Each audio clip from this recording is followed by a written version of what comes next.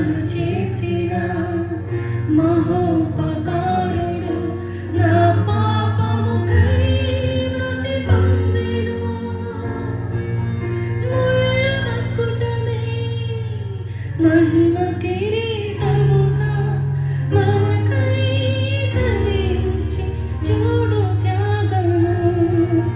ముళ్ళ మకుటమే మహిమ కిరీటముగా మనకై ధరించి చూడు త్యాగము. యేసు రక్తము, ఇది యేసు రక్తము, యేసు రక్తము, ఇది యేసు రక్తము.